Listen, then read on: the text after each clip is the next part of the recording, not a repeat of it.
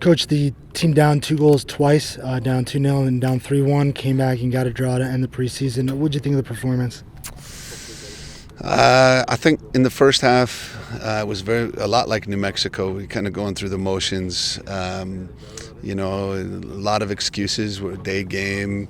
Again, you drive down. But I loved at halftime that the team got together. They said if we lose this game, it will be very bad going into the season. And it was good to see Solo and Vaquero bring out their leadership, and see the team. They turned frustrating half into a positive, and they came out very aggressive in the second half. And I thought overall we were the better team and probably should have won the game. But that's a talented group, and Mark's always a good coach and a difficult team to play against. But I'm very pleased with our spirit. It was a good spirit today. Kind of on the note of going up against a tough team, it seemed like you guys defensively on your press were where you needed to be, but didn't just have that last bit to be able to force a turnover. Or when you did, couldn't sustain it. What needs to happen between now and first game on Saturday to get that locked in? Well, I mean, this is preseason, and El Paso is probably the best possession-based team in our league, and the way that they play out of the back is not easy, and it's is mid to high 80s, and our guys haven't really played a 90-minute match yet, so I think they got a little bit stretched at times. We have to fix that. We've got to be sharper. We got to stay focused and always switched on. Every time the ball went out of play, I think the guys were looking for a rest.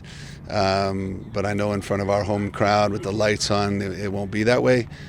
So now we just have to focus on being a little sharper in front of goal. But El Paso, if it's a season game and it's worth 3 points, you would approach them a little bit differently. But it was very, very good to see our guys show that we can rattle just about anybody.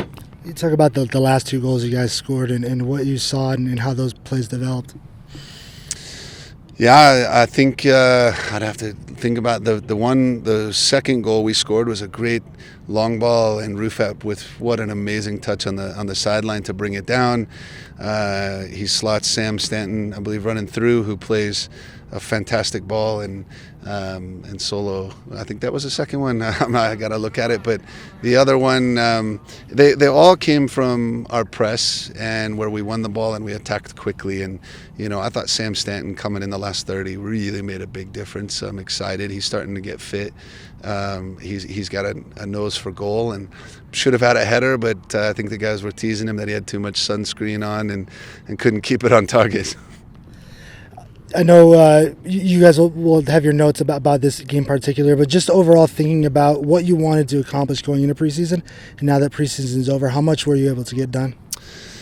Yeah, perfect preseason is your full 90 minutes fit with no injuries. So we have a couple guys. Austin's going to be out in concussion protocol, and Barnaby's still nursing a muscle pull. So I'd say it was about an A minus for us as a staff. It was fantastic, the planning, organization, but you can always improve and you can get better. I've already started planning for next year's preseason and the little things that we would change and the notes, and you have to reflect and kind of think about what went right and what went wrong and what you would do differently. I mean, the MLS games are mentally, they're very easy. The players can stay focused, they stay switched on, but these games, and all of a sudden it's hot, it's difficult, you're playing no one really wants to be on the field, and it was really important for us to come together as a group at halftime and show what we're capable of.